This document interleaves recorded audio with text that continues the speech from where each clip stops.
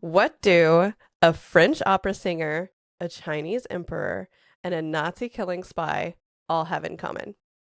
They were all women, they were all underestimated, and they all made history. Today, we're talking about the women who broke rules, outsmarted empires, and burned down convents.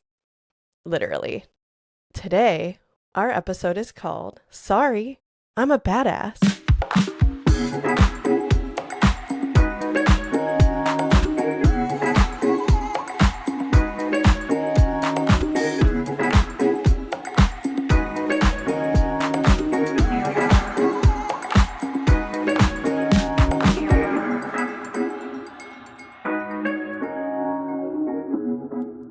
From Wu Zetian, the only female emperor of China, to Julie Daubeny, the sword-fighting opera singer who set fires for love, to Nancy Wake, the World War II spy who killed Nazis with her bare fucking hands.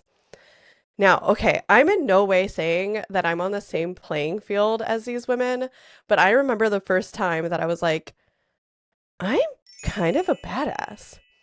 I was working on a golf course in Las Vegas as a cart girl, and I feel like all of our women listeners know where this is going because I only met the most upstanding people in the world, right? No. One day, a degenerate reached up my skirt and just got a whole handful of vagina. So without hesitation, I turned around, punched that motherfucker, got scared because I just punched a fully grown man, hopped in my golf cart, and went back up to the clubhouse where I told my ex-mafia boss what happened. He grabbed a baseball bat, a golf cart, a couple of our biggest caddies, and headed out on the golf course where he did not find him because the guy ran, probably off to ice his bloody nose. I also wonder what he told his wife. Okay, so I want to talk about Wu Zetian. She rose from concubine to nun to empress to emperor. And no, I didn't just misspeak. Okay, she didn't just sit by the throne, she took it. And I'm talking about Wu Zetian, the first and only female emperor in the entire history of imperial China. She ruled efficiently and brutally. Wu Zetian was born in 624 CE to a relatively well-off family. She was educated, clever, and not too keen on spin and silk, like she was expected to at the time. At the age of 14, she was brought into the palace of Emperor Taizong as a concubine. A concubine is a woman who bears children for the emperor, primarily male heirs, and they had a lower social standing than the primary wife. When the emperor died, she was supposed to live out her days in a convent, as was custom to imperial concubines. But Wu had other plans. She fought her way back into the palace by catching the attention of the next emperor, Taizong's son, Gaozong. Okay, here's where it gets complicated. Because she didn't just cozy up to Gaozong, she became his partner. And at first, she worked behind the scenes, handling court politics, while he dealt with persistent health problems. But eventually, she was running the empire. After Gaozong died, Wu installed her sons as puppet emperors while she handled business. And then, in the year 690, she decided, fuck it, I'm taking the bitch. And she declared herself Emperor of China, a title no woman has ever taken. She started her own dynasty, the Zhou dynasty, and ruled for 15 years. Now, okay, was she ruthless? Yeah. But I feel like all women who come up and rise through the ranks of male-dominated fields kind of have to be, right? She had rivals executed. Some accounts accuse her of poisoning political enemies. There's even a possibly made up, possibly maybe not made up story that she killed her own daughter to frame a rival empress. But it's worth noting that most of these more sinister tales come from the later Confucian historians who, let's be honest, weren't huge fans of women in power, especially ones who preferred Buddhism. What's often left out is what she actually did as a ruler. Wu promoted people based on merit, not birthright. She expanded civil service exams so that smart men from lower social classes could rise through the ranks. She poured resources into public works, strengthened the military, and stabilized the economy. So why don't we hear about her more? Well, after her death, the men who came back into power did everything they could to erase or discredit her legacy. They called her a tyrant. They called her a seductress. Some even claimed she used black magic. But Wu Zetian ruled one of the most powerful empires on earth successfully for nearly 2 decades. And she did it in a system that wasn't designed for women. It was built to deny them basic visibility. She was a strategist, a political genius, and possibly the most powerful woman in Chinese history. But history has a funny way of circling back. Because today, we remember Wu not as someone's concubine, but as a woman who looked at the imperial throne and said, I'm taking that bitch. And my favorite quote of hers is, let those who speak ill of me speak, which is the most badass pull-up in history.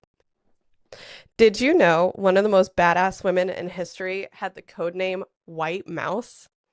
Nancy Wake was born in New Zealand in 1912 and raised in Australia. Before the war, she worked as a journalist in Europe, which gave her a front row seat to the rise of fascism, and Sis was not impressed. In 1939, when Germany invaded France, she joined the French Resistance. And what followed is one of the most legendary resumes in espionage history. That word is so hard for me. Espionage. Y'all know what I'm talking about. The Gestapo gave her the nickname the White Mouse because she was impossibly good at disappearing. They knew she was operating under their noses, but they couldn't catch her. By 1943, she was on the most wanted list with a 5 million franc bounty on her head. One of their top agents said, she's the most dangerous of all Allied spies, which is high praise from the enemy. At first, she worked as a courier, delivering messages and smuggling supplies under the Nazis' noses. Eventually, Nancy had to flee France and made her way to Britain, where she joined the Special Operations Executive, which was basically the real-life version of Bond's MI6. There, she trained in guerrilla warfare, weapons handling, explosives, and hand-to-hand combat. And then, because apparently this school wasn't hardcore enough for her, she parachuted right back into Nazi-operated France to lead a resistance cell of over 7,000 fighters. And she didn't just coordinate missions, she led them. She blew up bridges, sabotaged trains, ambushed German convoys, and when her unit's radio codes were lost, she biked over 300 miles in 72 hours through enemy territory to replace them. She even killed a German soldier with her bare fucking hands. Nancy was married to a French businessman named Henry Fioca. He begged her not to get involved, but she refused. When she had to flee, she asked him to come with her, but he stayed behind. She was captured and arrested in Toulouse, but her boss claimed she was his mistress, and she was trying to conceal her infidelity to her husband, which wasn't true, but it did work. She was released 4 days later. The Gestapo caught her husband, tortured him, and eventually executed him because he refused to give up her location.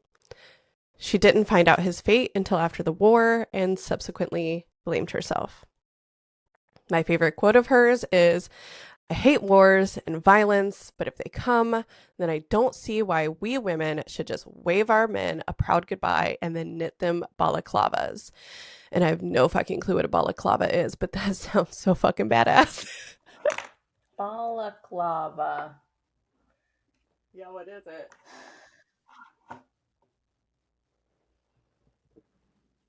Is it a sweater?